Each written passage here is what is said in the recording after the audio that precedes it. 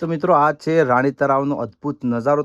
તો ફાઇનલી મિત્રો આ છે રૂઠી રાણીનો મહેલ. તો મિત્રો ઉપર આવશો તો પાણીની વ્યવસ્થા પણ છે. તો મિત્રો ઈડરિયા ગઢ પર ચડશે તમને આ પ્રકારે રસ્તો જોવા મળશે. તો મિત્રો આપણે અડધું સુધી આવી ગયા છે અને નીચેનો નજારો જોઈ શકો છો.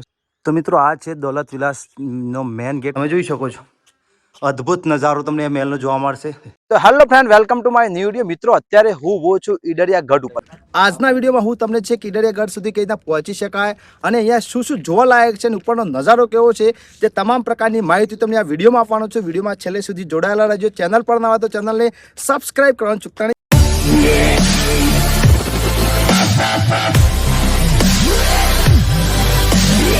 તો ફાઇનલી મિત્રો આપણે ઈડરિયા ગઢની બિલકુલ નજીક આવી ગયા છે અને આપણે બે વસ્તુ જોવાના છે. પહેલું જોવાના છે દૌલત વિલાસ પેલેસ અને બીજું જોવાના છે રૂઠી રાણીનો મહેલ જે ઉપર આવેલું છે. આ ગઢ સુધી પહોંચવા માટે આપણે જોડે શું લઈ જવાનું, ટાઈમિંગ શું થાય છે અને ઉપર કેવું એટમોસ્ફિયર છે, તમામ પ્રકારની માહિતી આપણે વિડીયોમાં જાણવાના છે. વિડીયોમાં બન્યા રહેજો. શરૂ કરીએ આપણા વિડીયોની સફરને. સંપૂર્ણ ઈડરિયા ગઢની સફર તમને કરાવીશ. તો મિત્રો સામે તમે જોઈ રહ્યા છો ઈડરનું બસ સ્ટેન્ડ. જેવા તમે કોઈ પણ જગ્યાએથી ઈડર આવશો તો ઈડર બસ સ્ટેન્ડમાં ઉતરશો. ઈડરથી બસ સ્ટેન્ડથી ઈડરિયું ગઢ 4 કિલોમીટર દૂર છે. બસ સ્ટેન્ડથી તમારે ઈડરિયા ગઢ સુધી પહોંચવા માટે અહીંયા રિક્ષાઓ છે. રિક્ષાઓ તમને ગઢ સુધી પહોંચાડશે. આ ઉપરાંત જો તમે પોતાનું પર્સનલ વ્હીકલ લઈને આવ્યા છો તેનાથી પણ જઈ શકો છો. ચાલો હવે આપણે ઈડરિયા ગઢ તરફ જવાની સફર શરૂ કરીએ. થોડું શહેર પણ તમને બતાવું.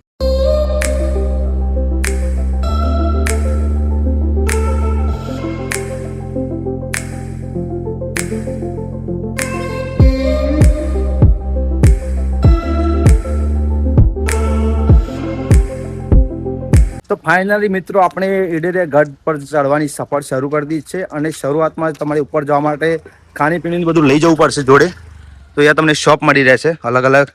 તમે ચા નાસ્તો વગેરે લઈ જઈ શકો. ઉપર પાણીની બોટલ વગેરે તમને અહીંયા મળી રહેશે. ઉપર કોઈ ફેસિલિટી નહીં હોય કારણ કે ઉપર ચડશો એટલે તમને શ્વાસ ચડશે, પાણીની ખૂબ જરૂર પડશે.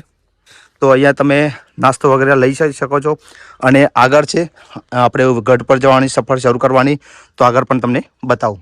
તો મિત્રો ઈડરિયા ગઢની ચડવાની શરૂઆત કરશું તે પહેલાં તમને એક વસ્તુ બતાવી દો. અહીંયા ઈડરમાં કેટલાક જોવાલાયક સ્થળો છે જ્યાં તમે જોઈ શકો છો. અલગ સ્થળ તમને જોવા મળશે.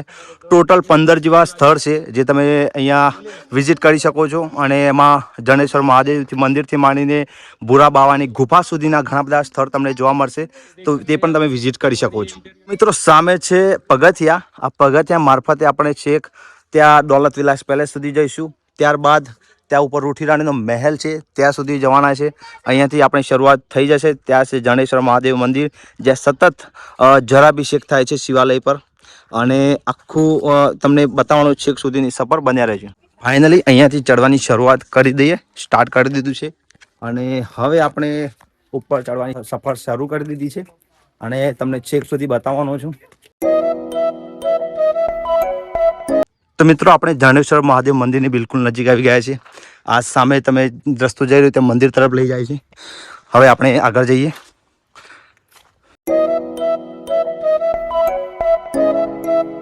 તો મિત્રો ગઢ સુધી પહોંચવામાં કેટલો સમય લાગે છે તે પણ આપણે જોવાના છે.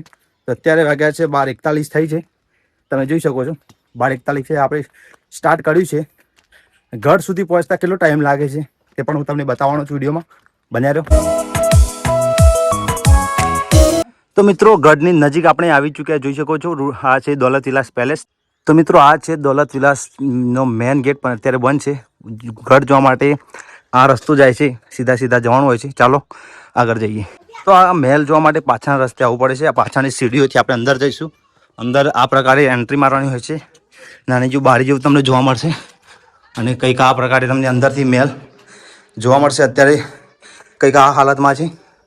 અહીંયાથી નીચે ઉતારવાનું હોય છે. ચાલો નીચે પણ તમને બતાવું.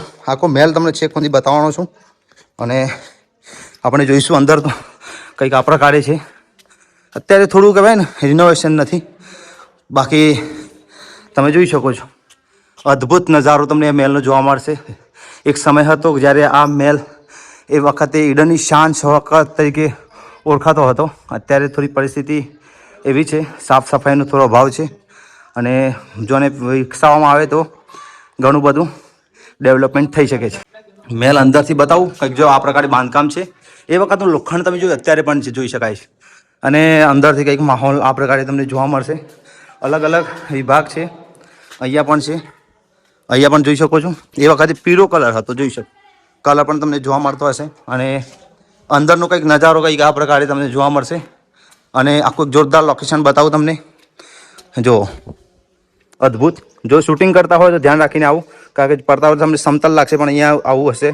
અંદરથી જોઈ શકો છો અદ્ભુત નજારો તમને જોવા મળશે આખો મહેલનો.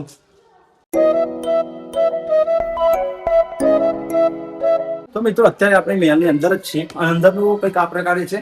મોટાભાગના લોકો પ્રી વેડિંગ અહીંયા શૂટ કરવા આવતા હોય છે અને અલગ અલગ લોકેશન શોધતા હોય છે, પરંતુ તમને ફૂલ લોકેશન બતાવું મહેલમાં કઈ જગ્યાએ સારા સારા લોકેશન પ્રી વેડિંગમાં કામમાં લઈ શકાય. તો અદ્ભુત લોકેશનની એક વાત કરું તો અહીંયાથી તમને આખું શહેર જોવા મળશે, જોઈ શકો છો અદ્ભુત લાગી રહ્યું છે. અને આખું ઈડર ઘર તમને અહીંયાથી જોઈ શકશો. આ બેસ્ટ લોકેશન છે જ્યાં તમને આખું શહેર જોવા મળશે, પર્વતો જોવા મળશે અને આ પ્રકારે મહેલ જોવા મળશે. અને તમે અહીંયા શૂટ કરાવી શકો છો, અદ્ભુત રીતે જોઈ શકાય છે આખો અહીંયાનો નજારો. આપણે બિલકુલ સામે છે તળાવ છે અને આખું ઈડર શહેર છે અને સામે પર્વતો જોઈ શકો છો. આપણે ત્યાં જવાનું છે છેક રૂઠીરાણીનો મહેલ, જે રૂઠીરાણીનું માળિયું અહીંયાના સ્થાનિક લોકો કહે છે, તે જગ્યાએ જવાનું છે. ફાઇનલી મિત્રો આપણે મહેલ જોઈ લીધો. હવે મહેલ જોવાની સફર પૂરી થઈ. હવે આપણે જવાનું છે ત્યાં રૂઠીરાણીના મહેલ સુધી. ત્યાં જવા માટે મહેલની સામે જ એક રસ્તો જાય છે, આગળથી એક રસ્તો આમ જશે જે સીધો આપણને લઈ જશે રૂઠીરાણીના મહેલ સુધી. ચાલો આપણે આગળ જવાની સફર શરૂ કરીએ. તો ફાઇનલી મિત્રો મહેલ જોઈ લીધો. મહેલમાં ઘણું બધું સુધારો કરવાની જરૂર છે અને આમ લોકેશનમાં જોવા જઈએ તો મસ્ત લોકેશન છે. આખું શહેર તમને જોવા મળે અને આગળથી શહેર જોઈ શકો, પાછળ મહેલ જોઈ શકો છો. અને અહીંયા કંઈક રસ્તો કંઈક આ પ્રકારે છે આગળનો. અને આગળ કઈ બાજુ વળવાનું છે તે પણ તમને બતાવીશ. ખાસ એ વસ્તુ ધ્યાન રાખજો કે ગઢ ઉપર ચડવા માટે સરળ રસ્તો તે જ છે.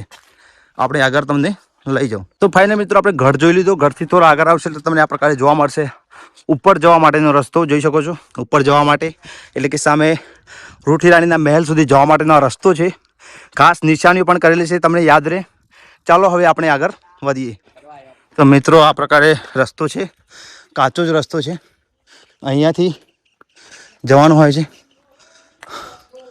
તો મિત્રો આ જોઈ શકો નિશાની જવાનું એટલે તમને યાદ રહે રસ્તો. જોઈ શકો છો ડુંગર છે આ રીતના અને આ રીતના ચડવાનું છે. તો આ પ્રકારે પથ્થરોથી બનેલો રસ્તો તમને જોવા મળશે. જોઈજો ઘણા બધા લોકો જઈને આવ્યા છે, જઈને આવે છે આ બધા લોકો. ઉપર મજા આવી? કેવું રહ્યું ઉપર? ઉપર મસ્ત છે. તો હવે આપણે આગળ જઈએ, એન્જોયમેન્ટ કરીને આવ્યા બધા. આપણે હવે જઈ રહ્યા છીએ આગળ. જઈએ એમ રસ્તો તમને જોવા મળશે, નિશાની આવી રહી છે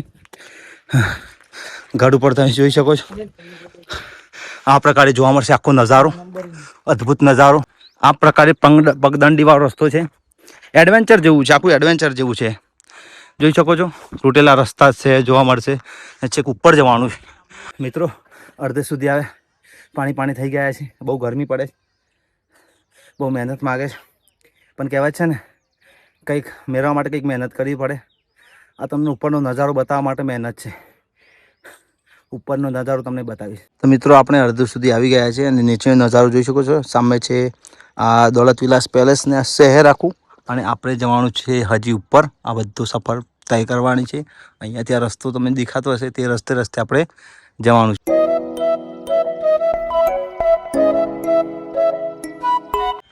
તો મિત્રો ઈડર ગઢ પર ચડશે તમને આ પ્રકારે રસ્તો જોવા મળશે, પથ્થરવાળો, એડવેન્ચર જાણે. અને આ રીતના પથ્થરનો રસ્તો છે આખો, જેનાથી તમે ઉપર જઈ શકો છો. પણ ધ્યાન રાખવી પડે, પગ લપસે નહીં, બહુ ચોકસાઈથી જવું પડશે, કારણ કે છેક સુધી આવો રસ્તો મળશે તમને પથ્થરોથી બનેલો. તો જોઈ શકો છો.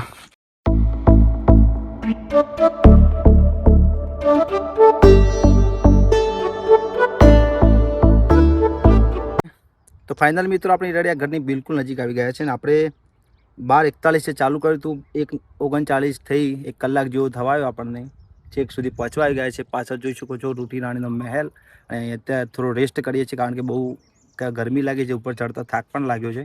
અને હવે આપણે બીજો પડાવ શરૂ કરીએ. તો મિત્રો ઉપર આવશો તો પાણીની વ્યવસ્થા પણ છે, જોઈ શકો છો. અહીંયા તમને નળ જોવા મળશે. પાણીની વ્યવસ્થા કરવામાં આવી છે અને ઘણી બધી પબ્લિક આવી છે. અને છેક અમદાવાદથી લોકો અહીંયા આવ્યા છે. આ બધા અમદાવાદથી આવ્યા છે. અમદાવાદથી આવ્યા છે. હવે આપણે છેક રૂઠી રાણીના મહેલ સામે નજીક આવી ગયા છે એકદમ. ત્યાં જઈએ અને તમને આખો નજારો ત્યાંનો બતાવું. જેવા તમે ઉપર આવશો તમને આ પ્રકારે રાણી તળાવ જોવા મળશે. જોઈ શકો છો આ એક ઈડાની આન બાન શાન કહી શકાય. અંબાઈ જતા હશો તમને રાણી તળાવ જોવા મળતો હશે, પરંતુ ગઢ ઉપરથી કંઈક આ પ્રકારે નજારો જોવા મળે છે. અને આ રસ્તે આપણે આગળ જવાનું છે. તો ફાઇનલી મિત્રો આપણે રૂઠી રાણીના મહેલ સુધી પહોંચવા આવી ગયા છે. અને આ પ્રકારે ઉપર રસ્તો તમને જોવા મળશે. ડુંગર પર ચડવાનો પથ્થર ટાઈપનો રસ્તો છે. અને અહીંયાથી નજારો તમને ઈડરનો જોઈ શકો છો. અદ્ભુત નજારો છે. ખાસા બધા પબ્લિક સાથે રવિવાર છે એટલે આવી છે જોવા માટે. અને અહીંયાથી જોઈ શકો રાણી તળાવનો અદ્ભુત નજારો પણ તમને જોવા મળશે. અહીંયાનું અદ્ભુત વાતાવરણ તમે એન્જોય કરી શકો છો. ચોમાસામાં તો આ જગ્યાએ અવશ્ય આવવું જોઈએ.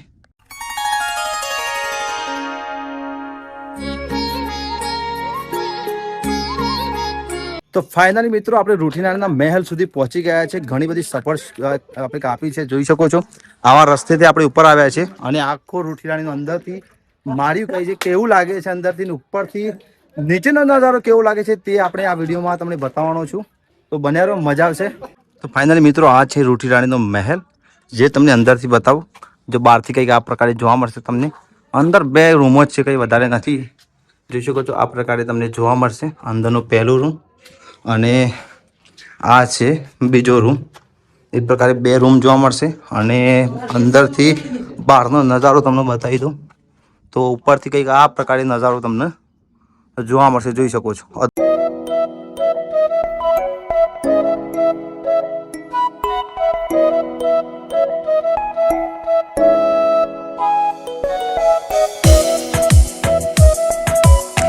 हेलो दोस्तों, मेरा नाम नेहल दादी है। हम बड़ौदा से आए हैं, हमारी फैमिली। हम ईडर घूमने आए हैं। अभी अंबाजी जाएंगे यहाँ से। यहाँ पे ईडर का गढ़ है, इसके पीछे तालाब भी है, हम वो भी देखेंगे। और बहुत अच्छा मौसम हो रखा है, तो अभी बारिश की संभावना भी लगती है हमको कि होगी। तो देखते हैं आगे का सफर हमारा कैसा रहता है। Thank you so much. તો મિત્રો ફાઇનલી આપણે રૂઠી રાણીના મહેલ સુધી પહોંચી ગયા. અને આખો અહીંયાની અમારી સફર તમને બતાવી. જો તમે અહીંયા આવવા માંગતા હોય તો અમદાવાદથી ઈડર શહેરનું અંતર 110 કિલોમીટર જેટલું થાય છે. અને તો તમે બસ મારફતે અથવા પર્સનલ વ્હીકલ લઈને પણ આવી શકો છો. અને ઘણા બધા લોકો આવતા જ હોય છે. અને ચોમાસામાં આ જગ્યાને જોવાનો અદ્ભુત આનંદ હોય છે. તમને છેક સુધીનો માહોલ બતાવ્યો. આશા કરું તમને આ વિડીયો પસંદ આવે તો લાઈક કરજો, શેર કરજો. ચેનલ પર ના તો ચેનલને સબસ્ક્રાઇબ કરવાનું ચૂકતા નહીં. Thank you.